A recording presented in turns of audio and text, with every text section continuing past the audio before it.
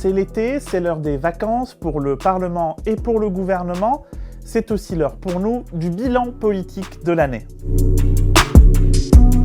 On ne peut pas passer à côté de la réforme des retraites et de sa gestion chaotique par l'exécutif. Les négociations avec les syndicats ratées, l'intersyndicale est restée unie.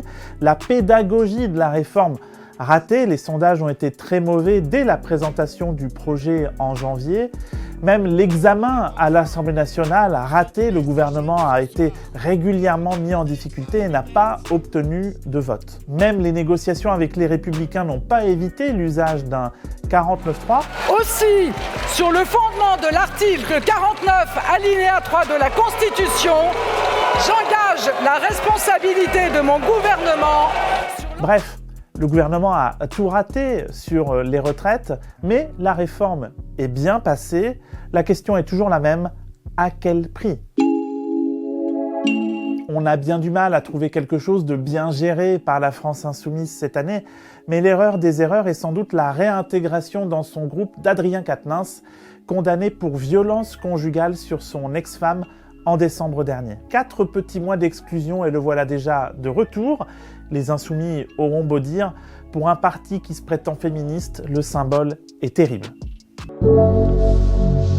La Ve République, c'est très pratique. Le gouvernement n'a pas la confiance de l'Assemblée nationale, mais ça l'a pas empêché de faire passer une vingtaine de textes. Certes, l'exécutif a su trouver des majorités, surtout à droite, sur ses projets les plus consensuels dans l'hémicycle. Mais il a surtout pu compter sur un sac à malice constitutionnel qui lui a permis de faire fi d'une majorité d'opposition sur les textes les plus importants, le budget et les retraites, ou pour comprimer encore un peu plus les droits d'opposition qui n'en ont déjà pas beaucoup. Nous savons tous qu'il existe une règle en démocratie, une règle d'or, le Parlement vote la loi, c'est l'article 24 de la Constitution. Vous nous avez empêchés de voter, vous avez osé le faire, mais vous êtes devenus complètement fous. La crise qu'ont connue les banlieues françaises fin juin après la mort de Naël a été et sera encore largement commentée.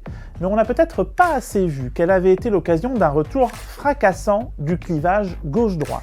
D'un côté, ceux qui veulent une réponse d'ordre, d'autorité, à droite, à l'extrême droite, mais aussi chez les macronistes.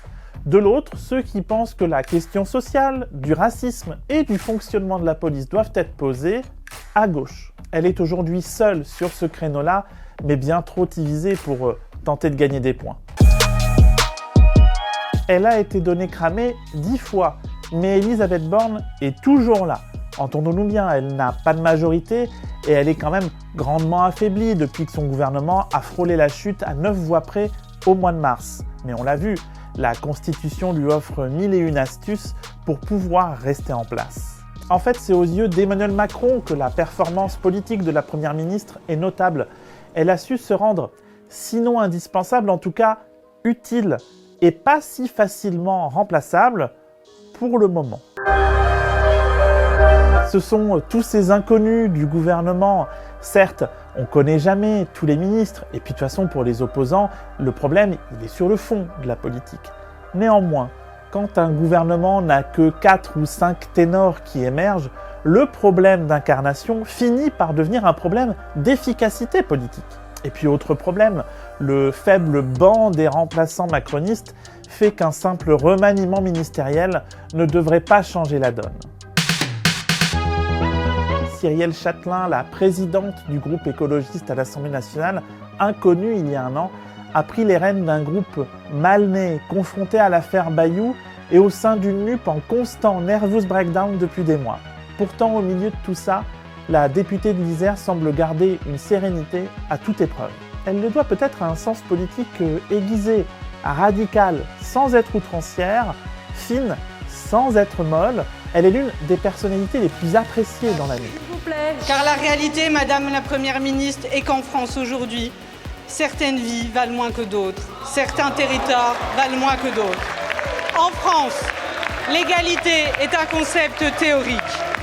Peut-être qu'elle pourrait devenir un modèle pour une union de la gauche qui termine cette année sur les rotules.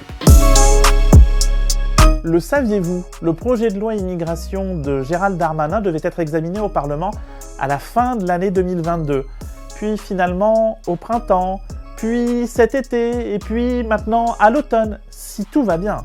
Car la gauche n'en veut pas, LR a des exigences toujours plus radicales, et il ne paraît pas question d'adopter un projet de loi aussi sulfureux grâce à l'extrême droite. Bref, le gouvernement n'a pas de majorité, au point que certains se demandent si le sujet ne va pas être purement et simplement enterré, à moins qu'il ne provoque effectivement la chute du gouvernement en cas de 49.3.